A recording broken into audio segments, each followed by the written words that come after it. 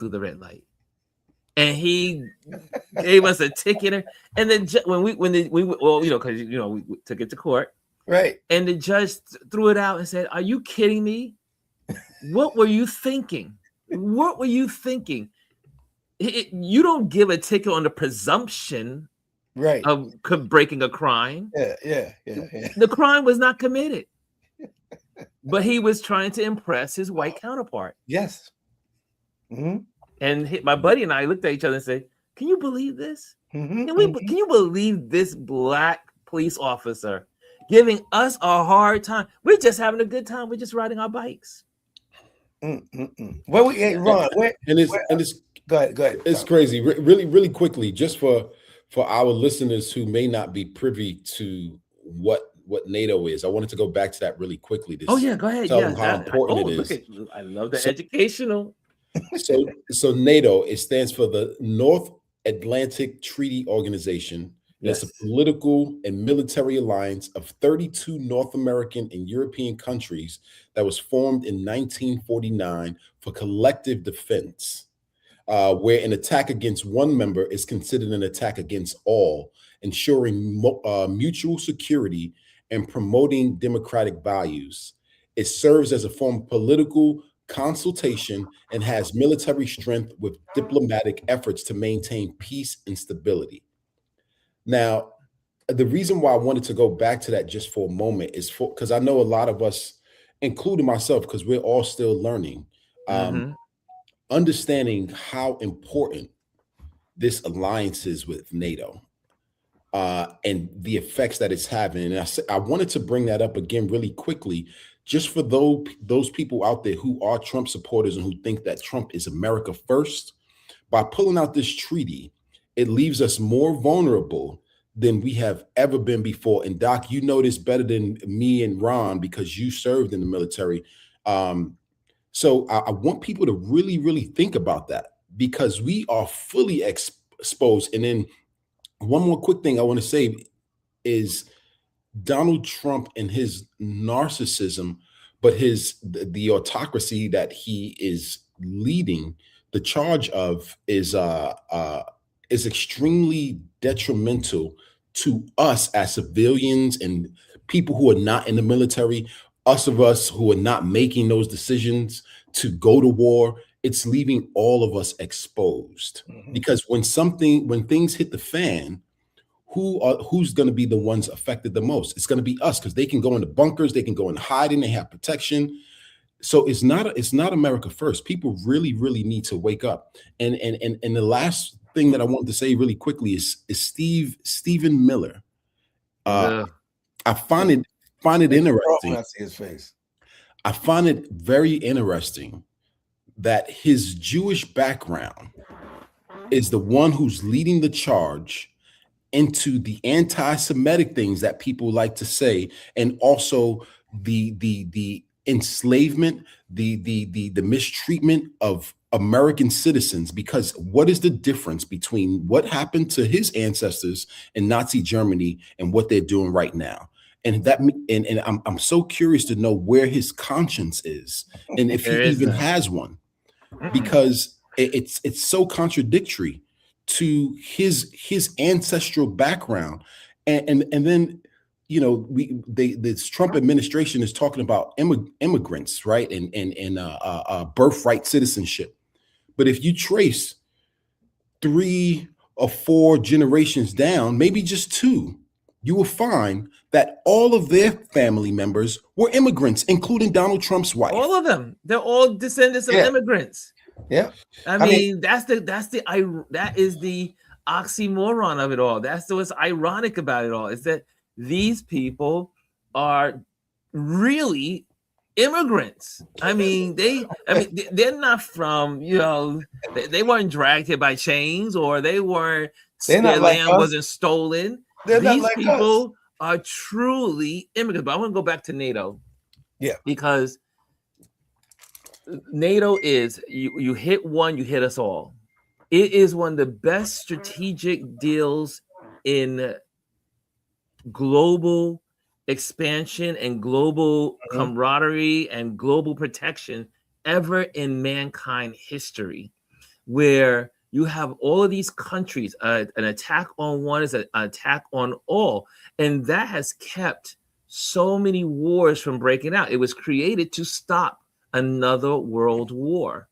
And so this is why Trump is so, he's just, I mean, again, like Jazzy says, I have it on the screen. Trump has no idea what NATO is, let alone anything else. What's scary is that those who are surrounding him don't either. And NATO has protected us for so long. We need NATO just as much as they need us. But listening to the French president this weekend, and they interviewed him and saying, this is the thought that they said America no longer believes in the power of NATO, and America was the number one player for NATO. But now we have to reorganize the world because the country that believed in it is no longer believing in it now. And he tried to say it without saying the United States. But again, Germany, France, UK, even though the UK prime minister is quite weak, in my opinion. But they are all strategizing and saying, wait a minute, America is no longer. But again, I think it's still that the world is not moving fast enough. I think just like when, Hitler was happening back in the 30s, the world was slow to move because they're like, oh, no one can take this man serious. The man with the little mustache, no one's going to accept him. But Trump, I think countries right now should be pulling out of anything that's happening. The soccer event that's going to be in America, the Olympics, they should be put out. I think America should be put out of the Olympics. I think the country should do what they would do with any other nation.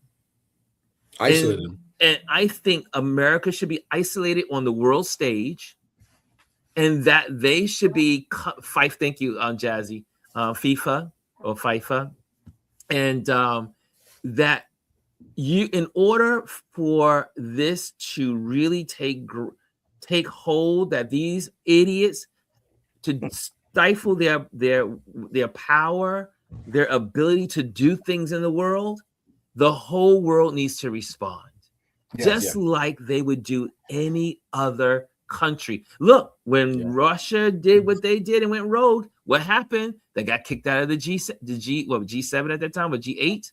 They got kicked out. And when things happen, they pull them out and say, okay, we're not doing the Olympics. So I think that the rest of the world, even though they're moving around America, they need to be doing things in protest of America. That's my thought. What do you guys think?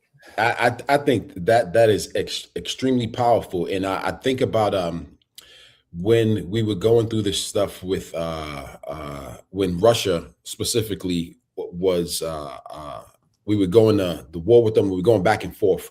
All of their players, when I'm thinking about the US Open, because I love tennis, all of their players could not represent Russia. They couldn't put a Russian flag. So if the player was from Russia, you wouldn't see where they were from, or they were not allowed to participate on the world stage. And I don't think, I even think as American citizens, we're not angry enough because we are still going to do politics as usual. And what I mean by that is, if you look at all of what we produce in this country, entertainment, for example, NBA, football, the Golden Globes that happened yesterday. And I can't remember the brother's name, the actor who plays Incredible Hulk in Marvel. When they talked to the brother was asking him questions on the red carpet saying, isn't this great just to be around your peers? And he was like, as much as I would like to say this is great, truth be told, I'm very uncomfortable right now. And this is what he said on the red carpet. I can't remember the actor's name.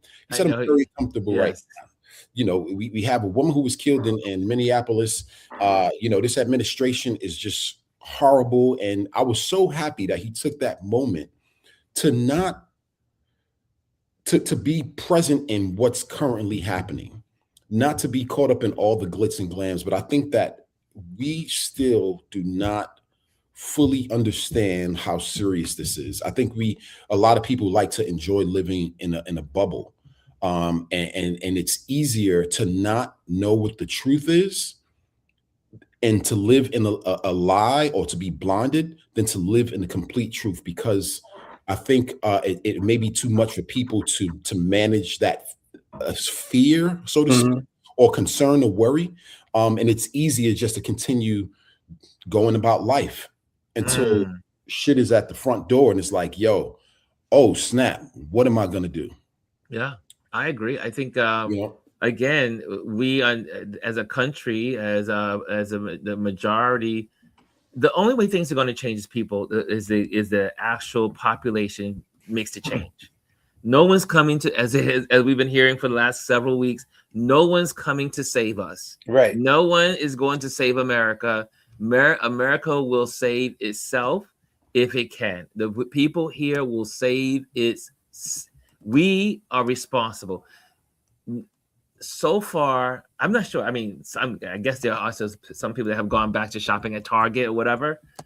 But these campaigns need to be continual. Oh yeah. You can't just start something and then start and stop, because some corporations are okay. They're waited out. Yep. And again, you have to hit people where it hurts, and that's their wallet. You have to hit them where they hurt. You have to hit them, because they are the ones that are creating these 1% that we have to worry about. Is not gay, LGBTQ. The 1% are the billionaires. And those are the people we have to hit. And then Target had a big problem. They were about to go out of business for a minute. They're still talking about how they have to fire a couple of their CEOs because we have the power. And like you said, Ron, I think it was you or Donald just said something about, how things are changing. They think in the next 50 years that most people in America will be black or brown. And I think that's what they're afraid of. Oh, they're terrified of it. Right. And that's why they're doing what they're doing. Now, I'm not trying to, once again, I'm not trying to say anything against my white brothers and sisters, especially with my righteous brothers and sisters. But even they know that this is what's going on. And Donald, the name of the actor is Mark Ruffalo.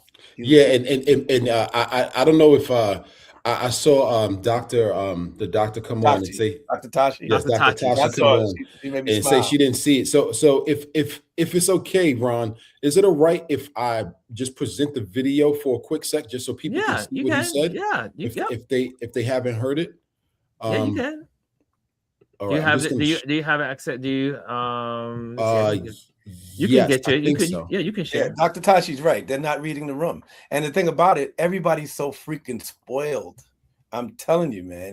We as Americans are spoiled. I mean, that's just the way it is. And if NATO goes down, they have something called the Geneva Convention in the military that if you get caught, you can't get tortured and blah blah blah. That'll go away.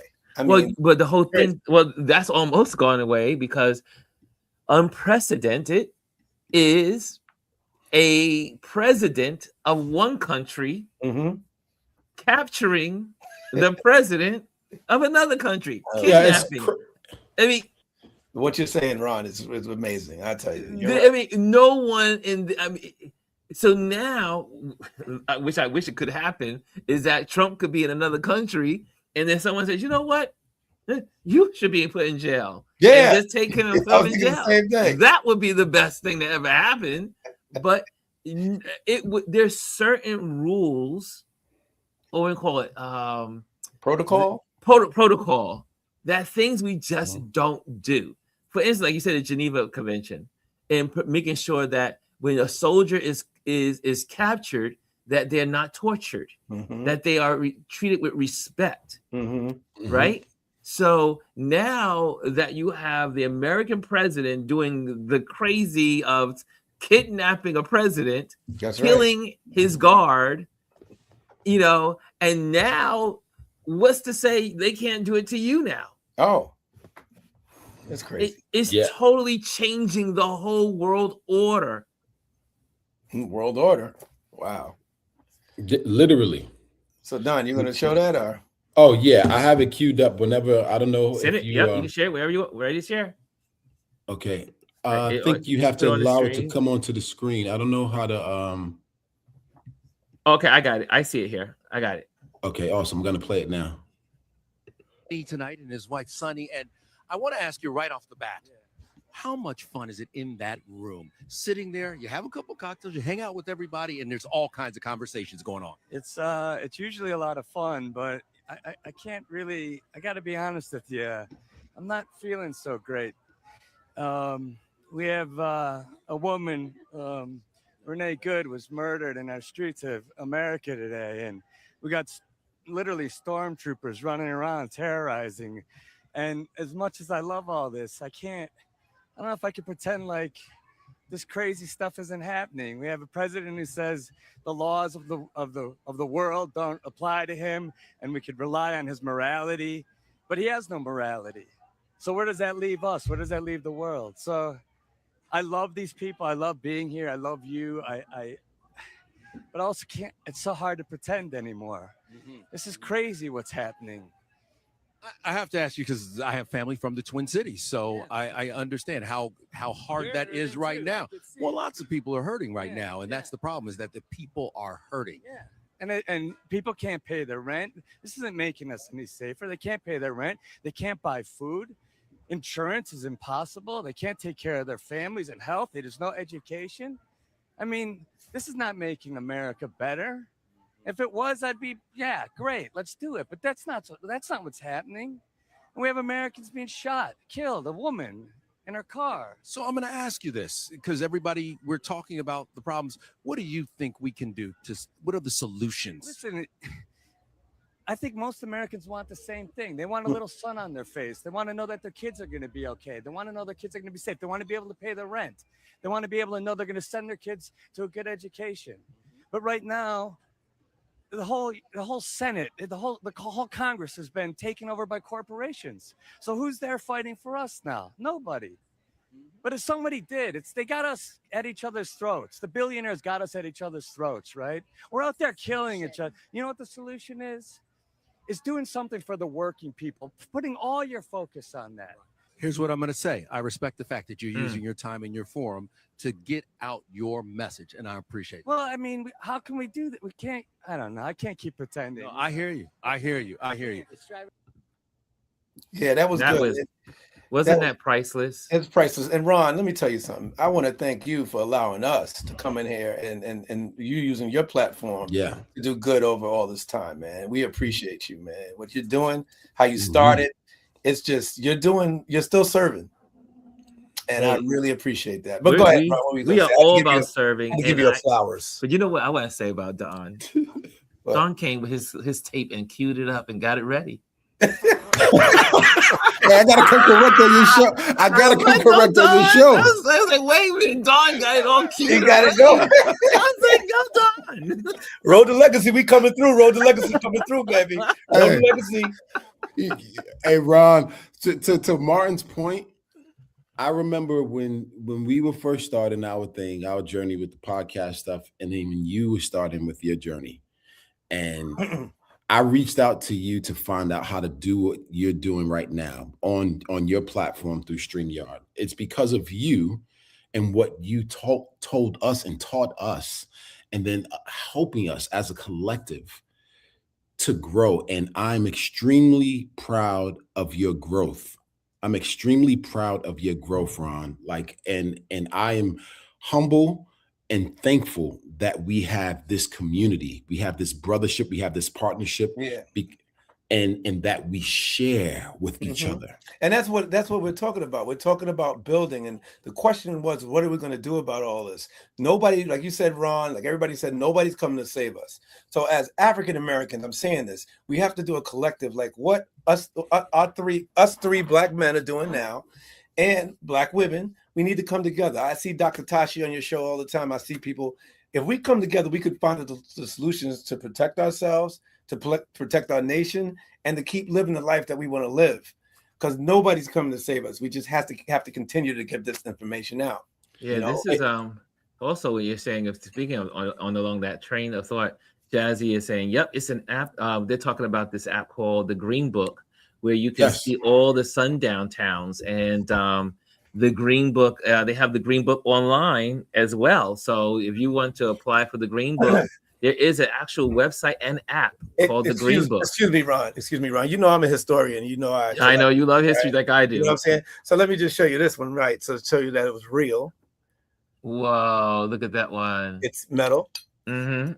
It's been around for a long time. And last but not least, yes, everybody, do what Ron says and get the Green Book. The Green Book is out there. It's This is out the there. Green Book. You can get it online.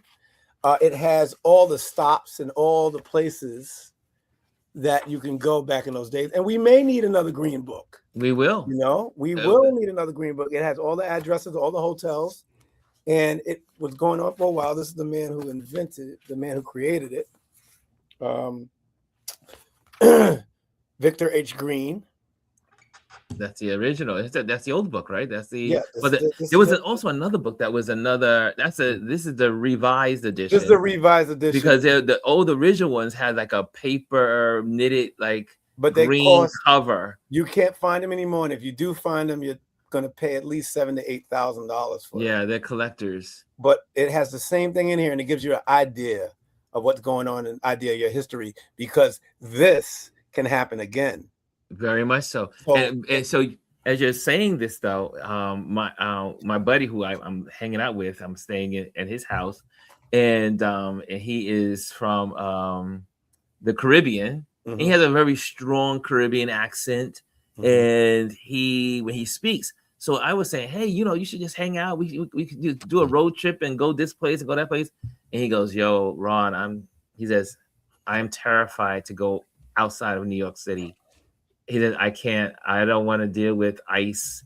I don't want to, I'm afraid that they may hear my voice and hear my strong Caribbean accent and pull me to the side and say I'm not a citizen, and then it's over. I can't get back to my job. Terrible. I'm locked up somewhere. And it was, I mean, I feel it when I'm traveling, and I don't have a Caribbean accent. I don't have an accent of I'm from some foreign place. And it broke my heart to hear him. It's one thing when you think it, but when someone articulates it, it's so it was like I sat in the living room and I was like, wow, you can't travel like you want to travel. And this is someone that has a great career, does amazing work. He's a boss at his job. He does and he feels the fear of not being able to travel outside of New York City, not even outside of New York State, outside of New York City, in fear that he may be taken away by ICE. And that happened to our ancestors. That happened, not even our ancestors, my grandmother. Yeah. You know what I'm saying? As African Americans, like I said, we've been through all of this already. Now people have to realize that it can happen again. The Handmaid's Tale, that TV show. Yes. That happened to Black women in America, like for 400 years. That's right. So, these things, you're right, Ron. You're right. I mean, it's crazy. My question is, though, and I'm not changing the subject, but my question is, we're just having a conversation. Yeah. Yeah, because you're a photographer. Most of the people that follow you are photographers. How do we get more photographers, or are there a lot of photographers really documenting or photograph documenting these atrocities that are going on? And how do you feel about it? Do you think that it's doom scrolling when you find all those pictures on the sites of the woman getting shot? Or do you think, because Gordon Parks was doing it in his own way back in the day? Yeah, Gordon Parks would take some shots of some signs like this and put it next to the lady. And yes, it was he was a great photographer. What do you think about that, Ron? About I've been watching the photographers. Like, I'll look at footage and my eye is always drawn to the photographers and how they are working in this environment, because photographers are being attacked as well. So Mm. no one is safe when I you didn't think are about that. out in these streets, especially in this new era. Mm. And I'm gonna take it by 2 points. I'm gonna take it from two angles. I was with fellow photographers this weekend. It was about maybe 50 of us at the gallery. A lot of us are going to have our work shown at this Wilmer Jennings gallery in February. Mm-hmm. So we gathered together yesterday for a marketing campaign to do a commercial of all of us together and filming and all that other stuff. So it was really great to do that yesterday. And these are all Black photographers. Mm-hmm. And one of the photographers, she's an amazing, I mean, her work has been in, like I said, several museums, a very accomplished photographer. And we were talking because she's like myself. We both like, we love history, we love politics, we follow with trends, we know what's going on in the world. And she goes, Ron, I'm working to just keep my peace. And during Black Lives Matter, we were all in the street. Or, I mean, I'm just talking from the Black photographers. Yeah. We were all in the street covering it day after day, hour by hour. We were marching across the bridge. We were marching in the streets. We were photographing every single piece of Black Lives Matter after George Floyd. You couldn't stop us. We didn't care about COVID. We didn't care. We wore double mask, triple mask. We put the goggles on. It was at any cost necessary to get the real story out to people. Meaning, as Black photographers, we could photograph our truth. It wasn't what other photographers were putting out there, the negativity, but we were photographing the joy of the protest. We were photographing the camaraderie. We were photographing people laughing, having fun as they were protesting and joining together for a cause. So we came as Black photographers, we approached it from another angle. Yes, we wanted to tell the horror story, but we also wanted to tell the stories of joy, people coming together, strategy, looking out for one another, water being handed out, people giving their last. We wanted to give all of that great information through photography. Okay. So that was I don't speak for every Black photographer out here, but we were talking yesterday, and most of my friends that are photographers are not really in the streets for this event. Some are, but most of the photographers I am looking out, I call the front lines, are white photographers. Yes. And so when I'm looking at the broadcast, like this one footage that was out yesterday of a gentleman, he just simply was filming ICE doing their bad stuff to an individual, and then he gets punched down, put down, tackled, and he's wrestled to the ground, and they arrest him and take him away as well. But there's a white photographer on the ground getting the shots, trying to get the story.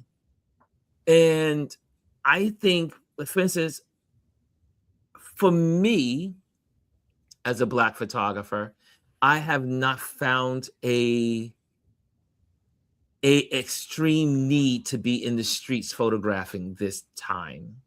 To me, again, like we've talked in this community, we're gonna be okay.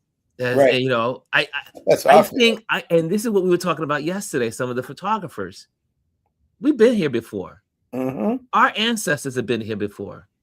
We've been here. We've did that and done that. We survived. We will survive. We have each other. We have community. We're going to work to help and support one another, but we're not in those streets. Even the photographers, it's just really, I found that fascinating. We had this conversation yesterday, Right. and there's not a black, like, think about it. We were all photographers. We were at the gallery doing our thing. Yeah. Now, on Fifth Avenue, at the same exact time, there were thousands and thousands of people on the streets. Yeah. Most of the black photographers that I know were not there. Right. So I think we see it differently in this time. This is not our fight. Right. It's like I hate to say it. I mean, it sounds. I know you just gotta be plain and say it is what it is. This is not our fight. Black people did not put Trump in office. That's right. Black people warned America. Black people have been warning America for generations. And this is what police officers do. This is what law enforcement does. This is how people are treated. The people in the black community have been treated this way for centuries. This is not our fight. This is the fight for the awakening of white people to wake up.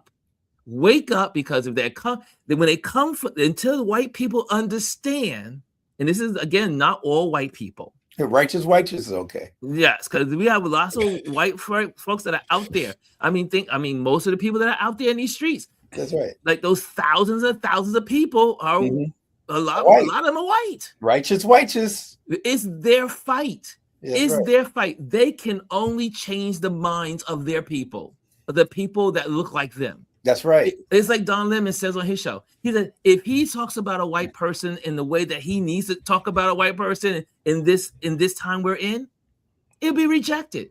Oh, it's just a black person ranting. But white people like Jennifer and Pumps on their show, they are white women. They are white. They can speak to white people like black people can't.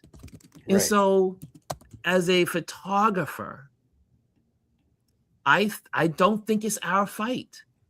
And will I go out and photograph maybe something here or there? Maybe, if it just happened to be there.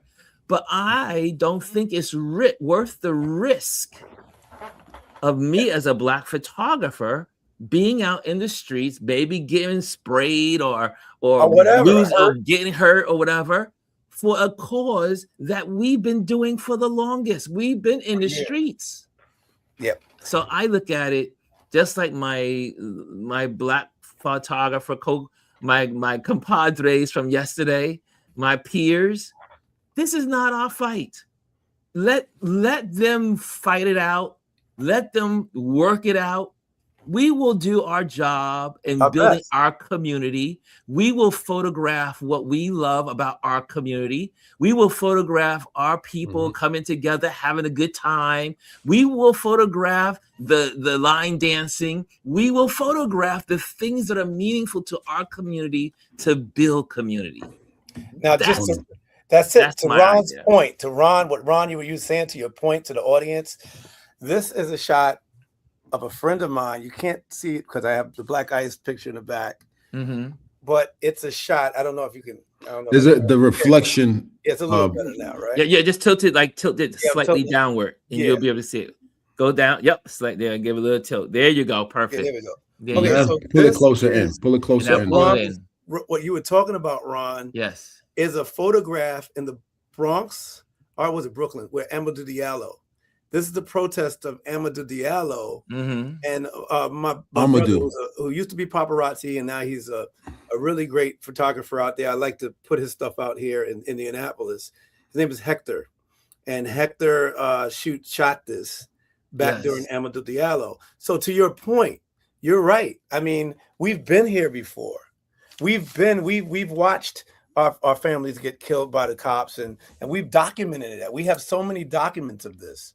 So you're 100% right. I mean, it's you hit it right on the head. I just wanted to just explain that to you because I have a couple of his paintings, a couple of his photographs I'm going to put in the show soon. But that's a woman holding his picture. And then there's a picture of his mom I have here holding a picture like that after he had gotten blown away. And for those who don't remember Amadou Diallo, he was shot I think over 40 times, and I'm not 41 times. 41 Amadou Diallo. Right. In the Bronx. Coming home, he was reaching for his wallet and he got shot. But the point of the matter is that, Ron, you're right. And if we go back out there and continue to do the same thing over and over again, it's called insanity.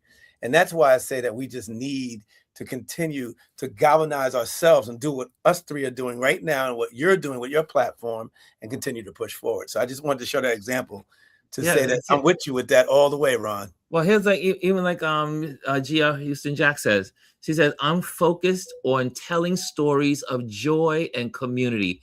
I am not in the streets." Yes. And I like I said, I think I so far in my circle of photographer friends and people that are doing photography and love photography and document everything, and none of us have sat in a room and said, "This is not our fight. We're coming together and not doing this anymore." No, that's not. We just all have instinctively said, "This is not our fight." Yeah. But what we all have in common, this just like Gwendolyn's saying right here, I think this is something that's a common thread. Especially, I know in other communities, I guess it would be, but I can only speak from the Black community because I'm a Black photographer in a Black community. And it says, "I'm focused on telling stories of joy." These are key words, y'all. Joy and community. Yep. We are building our communities, whether we're doing it here on Touch Base Daily or we're doing it you're looking at it on different platforms on YouTube or Instagram. People are building their communities to build, to survive. We cannot do this alone, but we can do it as a community. Like you were saying, coming into a community and being able to express and share your thoughts, being able to say, "Hey, I have an idea. I have a thought." I think that's where we are. I am in that place. I don't really feel the need to get out there in those streets. But also, see what else other people are saying. Anthony says, "It's not safe right now. As bad as I want to capture history, I have a wife and son to consider." Dr. Taji says, "Nope, get somebody else to do it." That's right, doctor. That's right. And G says, "That part, Anthony." That's right. And Jazzy said, "It's not our fight." Yeah, Jazzy, I was looking at what he was saying earlier. He was, I don't know if it's... She said, "Ain't none of them for the Black community, my brothers." You're right. And also, I think about it.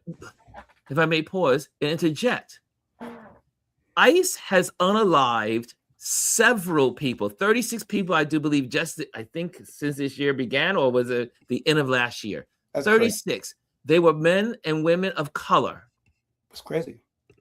This is not to go against the white woman that was killed. I know what you're about to say. That's what I said. But she was a white woman, and this is why people are reacting. That's right. Because the white community doesn't understand unless it's one of them. Yes, as long as it's she was at the wrong place she was probably doing something she wasn't supposed to be doing. He was probably doing something he wasn't supposed to be doing. But no, just like the white woman was sitting in her car, and I'm using white women instead of her name. Yeah. As the white woman was sitting in her car, and she did not threaten those people. She was minding her business. She, even as the first car went by, she stopped her car to let it go by. She thought the second van was going to go by, so she stopped. Then they get out. They start pulling the guy pulls her handle. Then she's threatened. But if that was a Black woman, it would not be getting this coverage. Nope. If it was a Black man, it would not be getting this coverage. No, Keith if it Porter was a just Latino, got killed in LA. Yeah, and go on and on. It happens all the time. There was a killing on the same week of a Black man. Yeah, Keith Porter. In LA. And no sound, not a stitch, not a vocal of anything. So let's not be what's the word? Naive. Right. Mhm. We know that the reason why these people are outraged is because this was a white woman. It's the same thing when it comes to Black women being abducted. Mm-hmm. Black women are abducted at high rates. Yes. I don't know where all Yeah. these Black women are disappearing to, but they're being disappeared. Mm-hmm. But do you see it on the news? You don't. And that's the problem with America. If it's a blonde hair, blue-eyed girl that's been abducted, well, that's going to be on front page. That's on the morning news. That's right there at 6:00, right there when you turn on the news. Mm-hmm.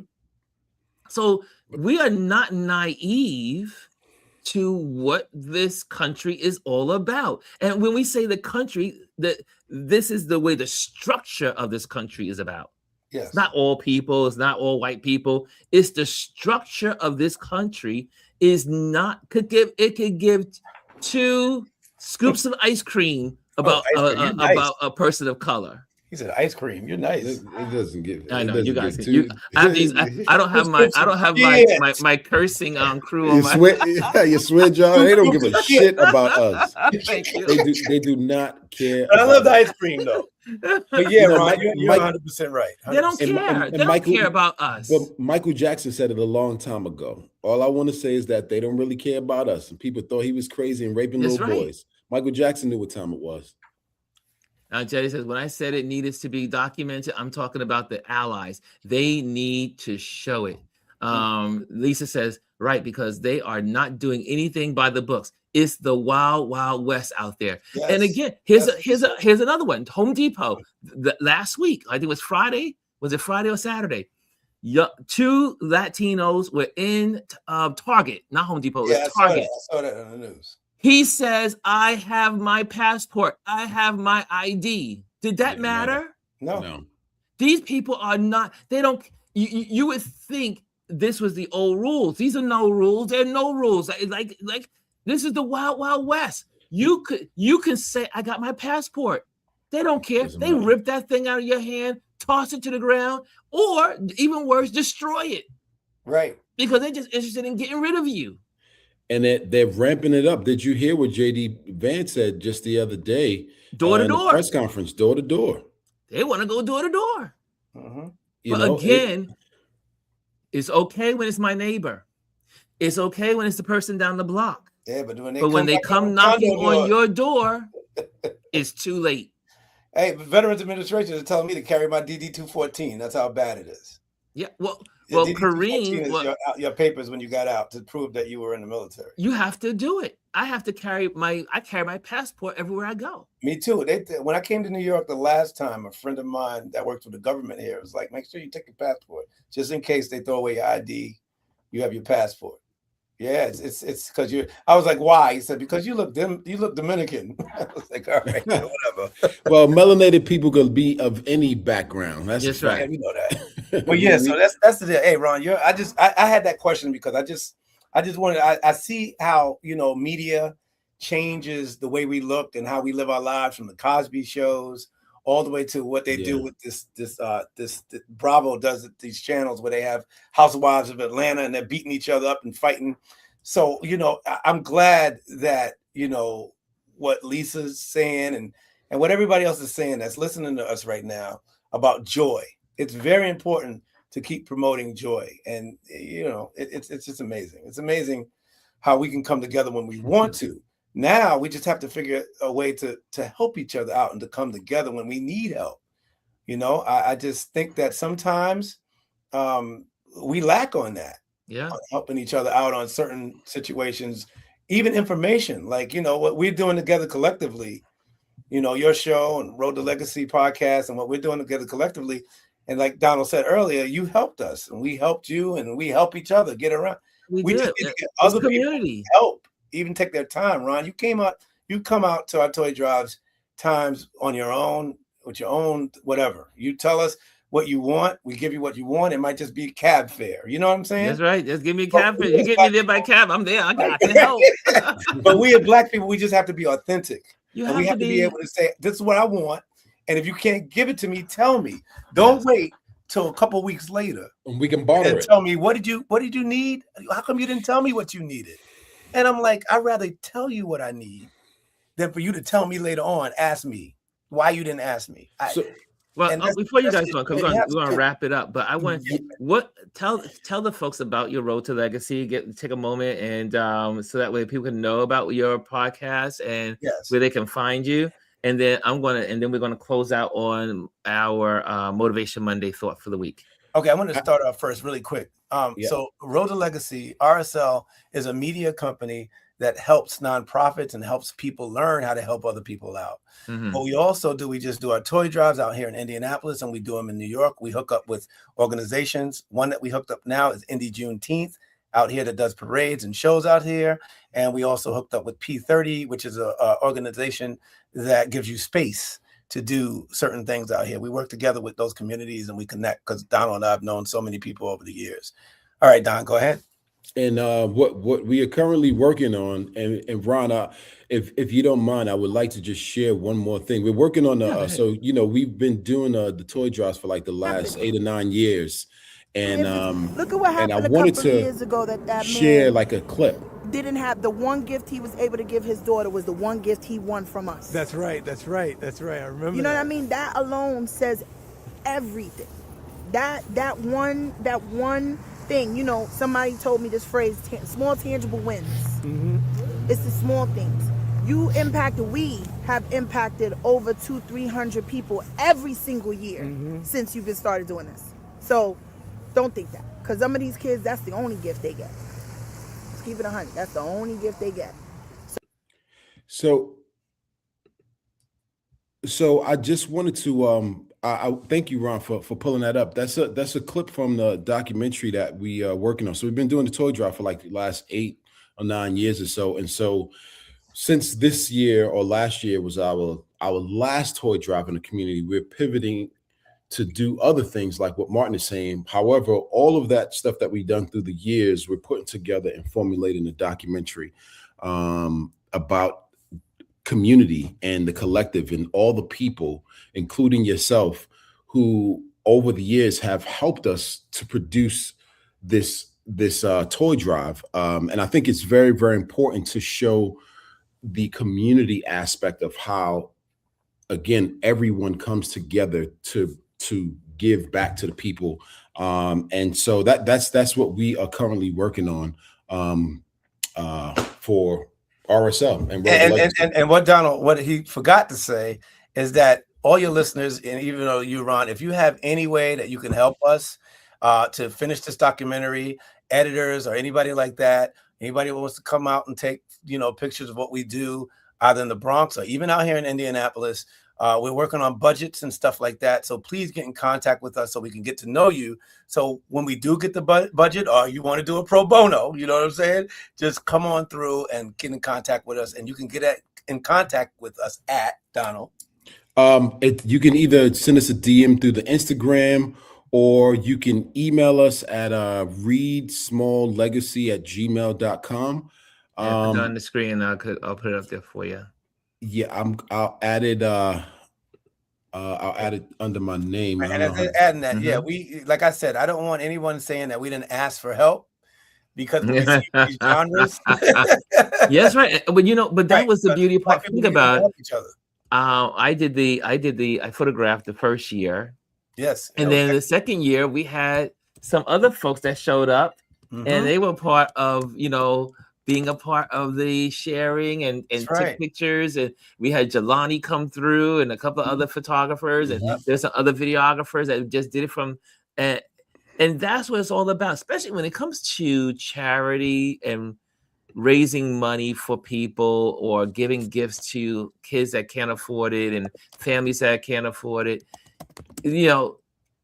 Those entities do not and cannot ever really afford photographers. I mean, it's just not, because that money that they pay the photographer is that money could be going back to the kids. So it's almost like a catch-22, because you want to make sure you do photograph the events, because it's the photograph that sells the events and to Mhm. sponsors. So when sponsors see those photographs, they go, "Wow, these people are doing something here."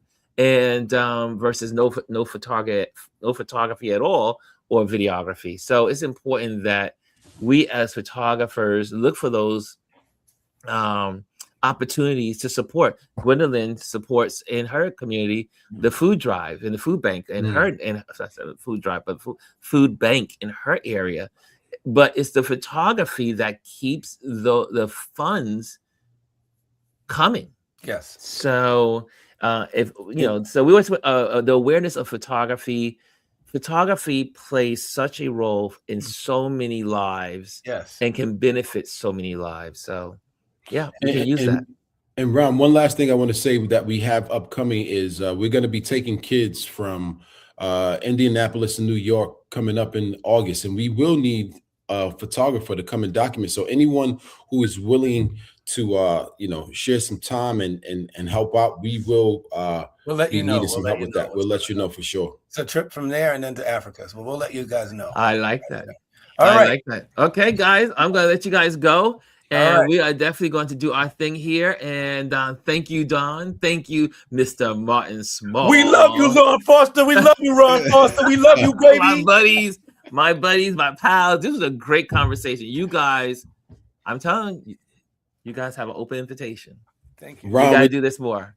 Thank you, Ron. We love you. Bye. Love you too, bud. Guy. So here we go, guys. And so today we are talking about something that is dear. Hold on, let me get it on the screens. Let me put there so that way you go, oh, that may be too big. That may be too big. Hold on a second. There we go. I think it's in there. Okay, we got there. We got it in there. Oh, what's it? E pluribus unum for creatives. That's what we're talking about. And then we're going to close out. But listen to this. Motivation Monday. E pluribus unum for creatives. Out of many, one. And this subject, obviously I planned this, but the conversation we had today is in conjunction with this, which was not planned. And out of many, one. A simple phrase, but it carries the entire heartbeat of what we do. For our touch-based community, it becomes more than a motto. It becomes a creative truth. One, out of many frames, one story emerges. Every click, every angle, every experiment is a piece of a larger narrative only you can tell. Two, out of many voices, one community rises. We come from different cities, cultures, and creative paths. Yet we meet here each day to lift each other higher. Three, I'm loving this. Out of many moments, one legacy forms. The small daily acts, showing up, sharing work, encouraging others, become the body of work that defines us. So, people, touch-based daily community, so on this Monday, let's move with intention. Let's remember that our individuality is powerful, but our unity is unstoppable. Each of us brings a different light, and together we create something no single lens could ever capture alone. Okay, e pluribus unum, out of many, one. Out of many creatives, one unstoppable force. Who's with me? Who's with us? Who's with us? And I want you guys to think about that as you go through the week. As you go through the week, We're in this together. We have been here before, as we've been saying. We will survive. We will make it. We will help each other. We will share with each other ideas to help us go the long distance in the world. When the world is crazy, we still got each other. We got this. One, many of us becoming one. One force. We're unstoppable. Okay, here's some banners. Let me give you. Here we go. Let's go to the videotape here, y'all. If you want to be a part of this community, make sure you hit the. Also, before I say that, make sure you hit the likes. If you have been here, hit the likes. Hit the subscribe if you haven't. If you're not subscribed already, we have a YouTube community. Join it. Become part of it. Have conversations with each other on it. That's what that purpose is for. It's called YouTube community for a reason. Build community. You can share a lot there. Also, join the email listing. Just go to ronlewisphotos.com and you can get those wonderful emails and newsletters. Also, I'm an event photographer. If you're looking for an event photographer, reach out. Hit me up. Let's talk. Also, thank you, Patreon members. Your support helps us create amazing content. And I want to say a great thank you. I took one of our big supporters here out to lunch last week. We had an amazing time just talking it up, sharing what we're doing here, what they're doing, how we can support. It was wonderful. Thank you, Patreon members. And if you don't know how to connect on a Patreon, let me put that on the screen for you so you'll have that. Hold on a second. Let me get that QR code on there. Just scan the QR code that's in the corner there, and it'll take you straight to the Patreon page so you can become part of that. Also, what we talked about today is on that Patreon page as well, and everything else that we talk about here on Touch Base Daily is usually located in the Patreon community, and you're going to see more community-oriented stuff in the Patreon community. So as for Patreon members that support what we do here, so more interaction, more interactive connections. Okay, and last but not least is also our wonderful, again, join our YouTube channel and hit subscribe. And it doesn't cost anything to do that. And I think we did it. I think we did it all. I think we have done it all.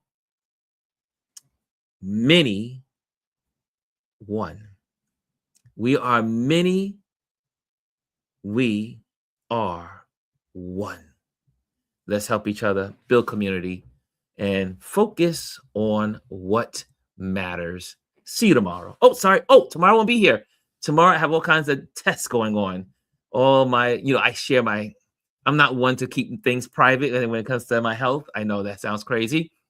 So tomorrow is my 6 month. I'll be getting my CT scans and all that other stuff to make sure everything is going well after 1 year of having the surgery and being cancer free. So cancer free, we don't want the cancer to come back. So we got to make sure we stay on top of things. So I'm getting all my tests done tomorrow. I need to do that also so I can get the green light to go overseas. So I'm getting all the physicals done, all the blood work done. I already had the blood work last week, 15 vials removed. That was wonderful. Nice Thursday.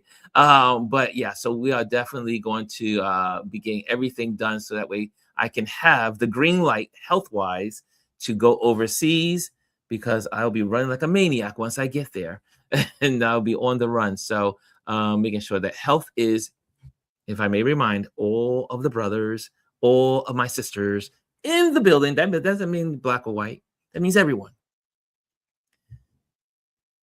Colons. Make sure you'll get your colonoscopy if you haven't gotten it yet.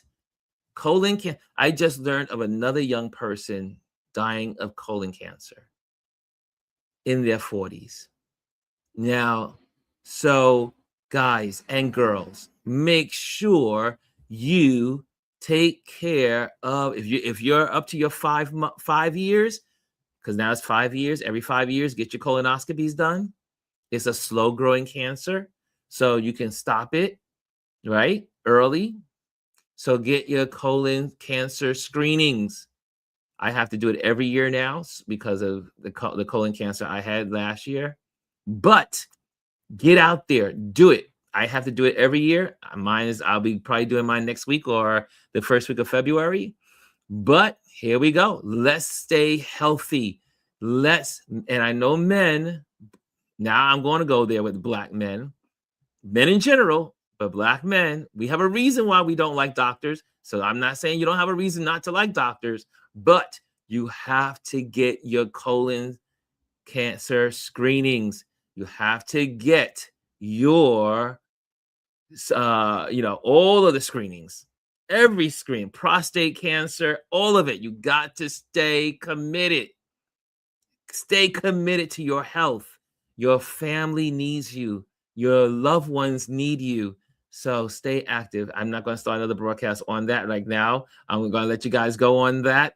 But definitely stay on top of your health. So I will not be here tomorrow. I will be at the clinic